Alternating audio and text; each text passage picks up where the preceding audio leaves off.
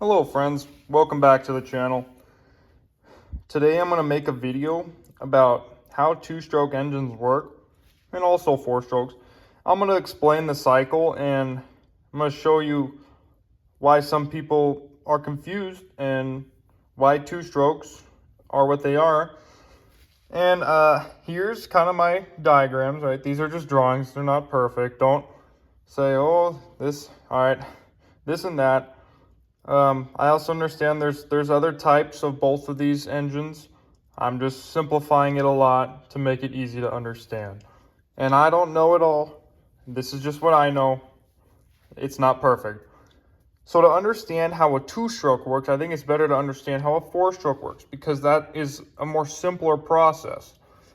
So this is a diagram of a four-stroke engine going through all four strokes of its cycle.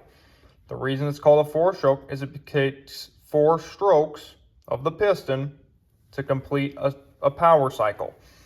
A stroke being either an up or a down.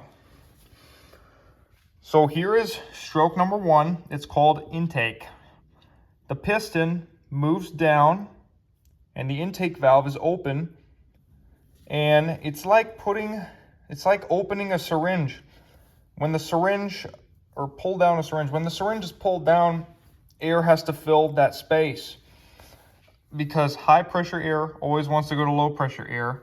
And when the piston goes down, it's creating a space that the air needs to fill, right? So air and also fuel will come in past the intake valve when it's going down. Then the second stroke is compression. The intake valve will close and the piston starts moving up and it's compressing this air and fuel. Reason being is combustion is a lot more powerful when air is compressed because air makes more power and it has more energy when it's compressed. Third is power.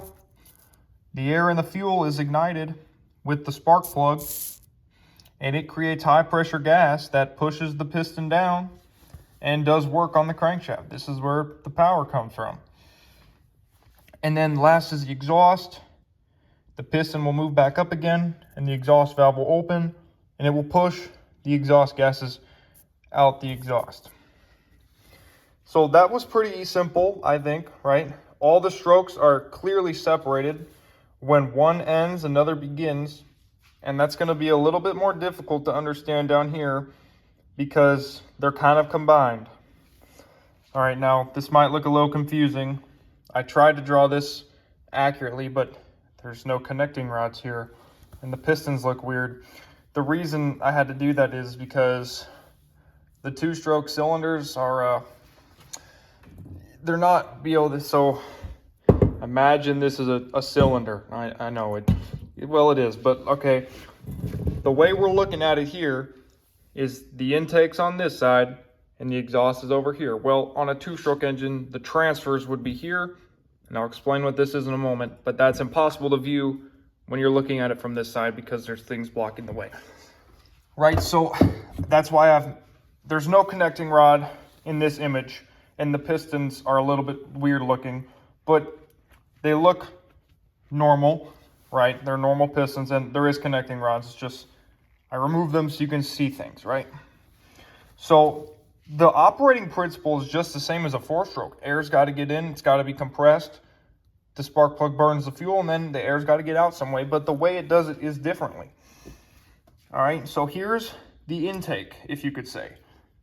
Air's coming in, it's got to fill a space. Well, here, the piston starts moving up, and the piston skirt will uncover the intake port. Now, the piston's moving up, right, so it's creating a space in the crankcase, and that air has to come in to fill that space. There's also fuel in the air and also a bit of oil. So it comes in and it fills the space, and it also fills these little boxes. I'll explain what they are right here.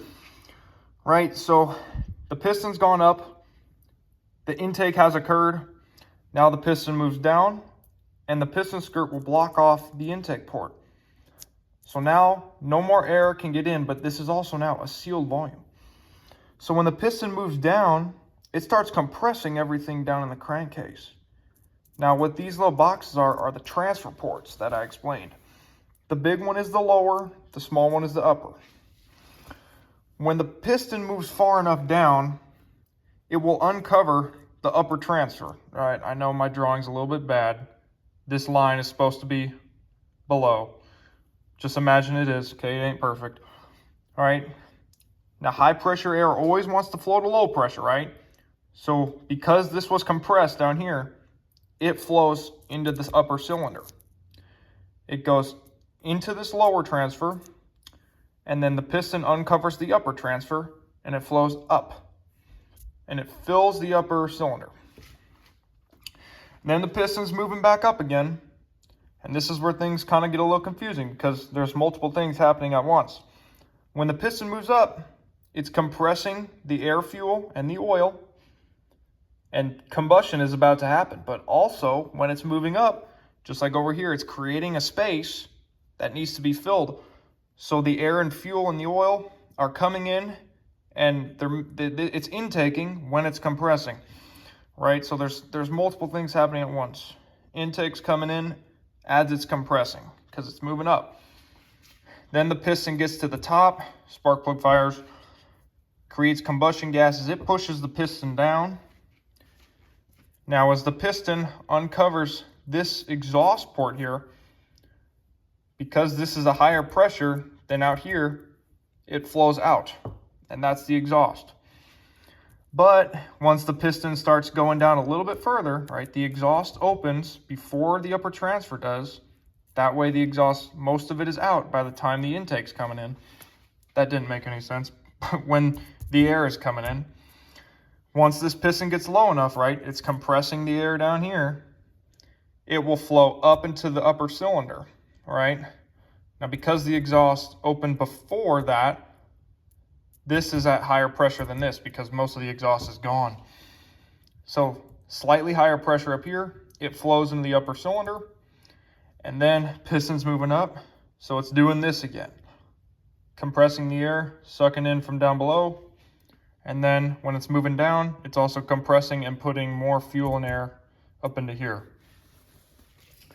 So there's a little bit of I hope that made sense. Again, I had to remove the connecting rods so that you could see the transfer ports. But they're there, trust me, they're there. Just like here. Just to make it, you could see it a little better. Now, you'll always be able to tell what has a 2-stroke versus a 4-stroke by the sound.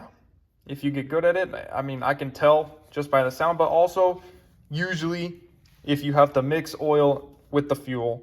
I know there's exceptions like the Steel 4Mix, and a lot of 2-stroke diesels have separate crankcases, but this is the piston port 2-stroke engine, very common on outdoor power equipment and other small engines.